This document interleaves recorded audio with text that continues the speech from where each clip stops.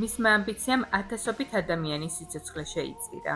დეიმონ ბლეკფაიერი ერთ-ერთი ქარიზმატული ფიგურაა მარტინის სამყაროში.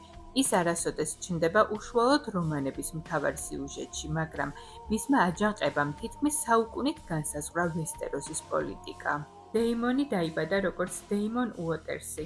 ის იყო ეიგონ მეოთხე ტარგარიენის და მისი საყვარელი ქალის დეინა ტარგარიენის უკანონო შვილი. მისი დედა იყო მეფე ბეილორ პირველი ტარგარიენის და, ამიტომ დეიმონს ორივე მხრიდან ტარგარიენის სისხლი ჰქონდა. 12 წლის ასაკში მამამ მას გადასცა ლეგენდარული ვალირიული ფოლადის ხმალი ბლეკფაიერ. ეს იყო ტარგარიენთა სამეფო ხმალი. ბევრმა ეს აღიქვა როგორც მინიშნება, რომ მეფეს სწორედ დეიმონი უნდოდა მემკვიდრედ. იმ დღიდან ხალხმა მას ბლეკფაიერ უწოდა. დეიმონი აღწერილია როგორც სრულყოფილი ტარგარიენი. მაღალი, ფართო მხრები, ვერცხლისფერ ოქროსფერი თმა, იასამნისფერი თვალები, ძლიერი და სიმპათიური, მამაცი, ღირსეული, გულუხვი, ქარიზმატული, ხალხისთვის საყვარელი, საოცარი მებრძოლი. მასზე ამბობდნენ, რომ ახალგაზრდა ეიგონ დამპყრობელს გავდა. სიკვდილის წინ ეიგონ მეოთხე ტარგარიენმა, ანუ ეიგონ უღირსმა, ყველა თავისი უკანონო შვილი კანონიერად ცნო. მათ შორის იყვნენ დეიმონ ბლეკფაიერი, ბრინდენ რივერსი, ეიგორ რივერსი, შიერა სისთარი.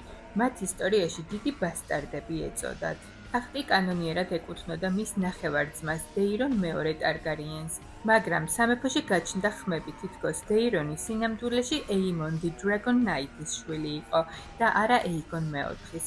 ამ ჭორებს ბევრი იჯერებდა. მეორე მიზეზი იყო, რომ დეირონი დორნელებთან მშვიდობას ემხრობოდა, ხოლო ბევრი ლორდი დორნელებს ვერ იტანდა. დეიმონი მათთვის უკეთესი მეფე ჩანდა. დეიმონის ყველაზე ერთგული მხარდამჭერი იყო ეიგორ რივერსი, ანუ ბითერსთილი, რომელსაც საკმაოდ დიდი გავლენა ჰქონდა მასზე. ეიგორს სძულდა ბრინდენ რივერსი, რადგან ორივე შეყვარებული იყო შიერა სისთარზე, ეიგონ უღირსის კიდევ ერთ ბუშშვილზე. ამ პირადმა მტრობამ მოგვიანებით მთელი სამეფოს ბედი შეცვალა. პირველი ბლეკფაიერის აჯანყება მოხდა 196 წელს. დეიმონმა თავი მეფედ გამოაცხადა.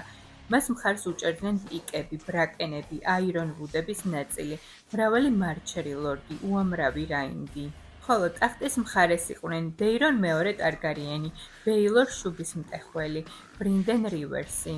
ეგრეთ წოდებული წითელი ბალახის ველის ბრძოლაში თავდაპირველად დეიმონი უპირატესობას ფლობდა. იგი პირადად იბრძოდა წინა ხაზზე და მრავალი მოწინააღმდეგე დაამარცხა. ბრძოლის დროს დეიმონი შეეცადა ბრძოლის ველიდან დაჭრილი ვაჟი გამოეყვანა. ამ დროს ბრინდენ რივერსმა თავისი ცნობილი მშვილდოსნების რეივენ თიძის დახმარებით ისრების წვიმა დაატეხა. ამ ბრძოლაში დეიმონი და მისი ორი უფროსი ვაჟი დაიღუპა. ამბობენ, რომ მის სხეულში იმდენი ისარი იყო ჩარჭობილი, რომ თითქმის ზღარბს ჰგავდა. დეიმონის სიკვდილის შემდეგ ეიგორ რივერსი ესოსში გაიქცა და ხმალი ბლეკფაიერიც თან წაიღო. დეიმონს ბევრი შვილი დარჩა, მათგან ყველაზე ცნობილები იყვნენ დეიმონ მეორე, ჰეიგონ, ეინის და მეილის ბლეკფაიერები. მეილის ბლეკფაიერი შთამომავლობის ბოლო ცნობილი პრეტენდენტი იყო.